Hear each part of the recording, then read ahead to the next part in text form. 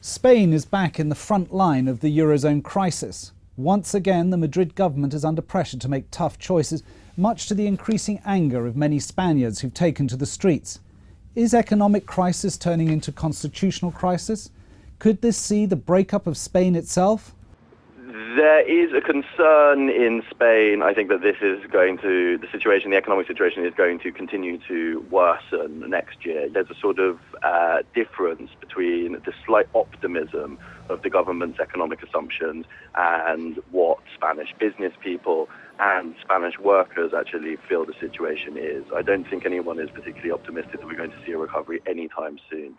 What was an economic crisis, which we've obviously been seeing for the last 2-3 years, has now showing signs of turning into what could be deemed a constitutional crisis with the situation in Catalonia. We are in danger of this sort of difficult relationship between Catalonia and the Spanish central government escalating into something which causes a huge amount of distraction at the time when Spain is trying to grapple with fiscal tightening and budget cuts, which it needs some form of political consensus about. Miles Johnson reporting there from Madrid. He now joins us on the phone, and with me here in the studio is Ralph Atkins, the FT's Capital Markets Editor. Welcome to you both. Miles, I'd like to start with you. I mean, that's sort of quite powerful stuff we heard. I mean, just how is the situation in Catalonia developing? I mean, is it escalating, or are things now sort of plateauing out? I think the base case scenario is still that Catalonia will very much stay within the structure of Spain as it stands. But at the same time, we have seen something more worrying, which is that it appears the sentiment on the ground of the Catalan population has effectively moved ahead of Catalan politicians. Catalan politicians, Artur Mas, the president of the region, has for decades embraced a sort of moderate nationalist stance. Yet now he is facing his electorate becoming more radical than he has ever been on the nationalist question. And I think that is where the sort of unpredictability comes in. Is there still the direct link to the Eurozone crisis, or have things now moved on into a much more domestic Spanish standoff situation? I think the Eurozone crisis has thrown sort of long-simmering tensions between Catalonia and the central government in Madrid into sort of perspective, in the sense that now Catalonia has had to make a very sort of brutal series of public spending cuts, and is the region in Spain with the largest amount of debt. And I think there is a feeling that these cuts are being made because of the current agreement they have with Madrid, in the sense that they have to redistribute money to the central government and then get some money back in return. They had to recently order a €5 billion bailout from the central government, and the attitude of both Catalan politicians and on the street was, well, we wouldn't have had to do this if we didn't have this situation in the first place. Right. Bring Ralph in here now. I mean, looking from a sort of outsider's perspective, from the market view, this isn't quite how the script was supposed to play out, given sort of recent big events from European and Eurozone institutions, was it? Absolutely not. No, I think what the markets are interested in is whether Madrid's going to accept a bailout package from the EU authorities, which would then trigger the possibility of the European Central Bank intervening in Spanish bond markets.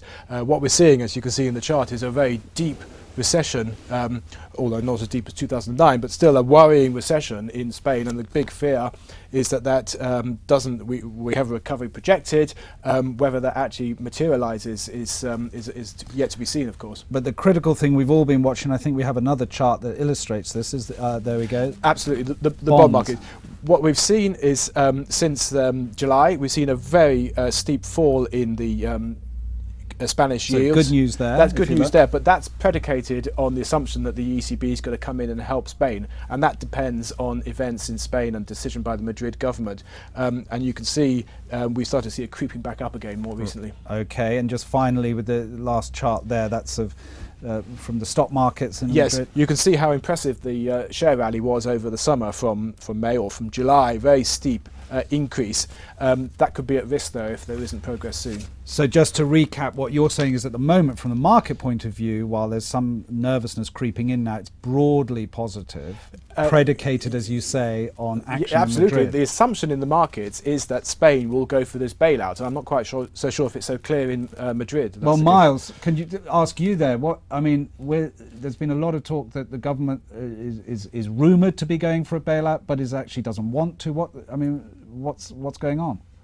Well, I actually think that the markets are getting this wrong. I think that there is a sort of overly optimistic picture baked into the Spanish bond yield and into Spanish stock prices, in the sense that in Madrid, the government really appears to be rather confused about the situation. There doesn't seem to be any sign that a bailout request is going to come anytime soon.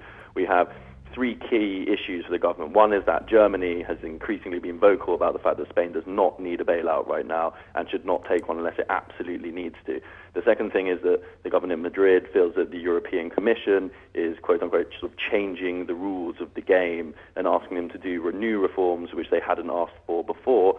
And the third thing is that they still don't know in Madrid if they make a request for a bailout and ask the ECB to start buying their debt, how that will actually work. At what price will the Spanish 10-year bond yield sit in 6 months' time if they have made this request? And I think the feeling in Madrid is, if it's still at 5%, then really what's the point of asking for a bailout? Ralph, we're hearing there that the markets have got it wrong. Well, what happens then if they suddenly wake up and the realise their error? Madrid is that if markets are wrong in the assumption that there will be a bailout, you will get a correction and you'll see the bond yields shooting up. And the expectation then is that Madrid would be forced into a bailout. Whether that happens or not, well, we'll have to see. So potential also that those six... I think there's a real standoff between markets and Madrid at the moment, which is going to intensify. Right. Ralph Atkins here in London, thank you. Miles Johnson down the line from Madrid, thank you very much. And thank you for watching. To catch up on this story and other topics covered by our analysis team, please go to ft.com/analysis. Until the next time, goodbye.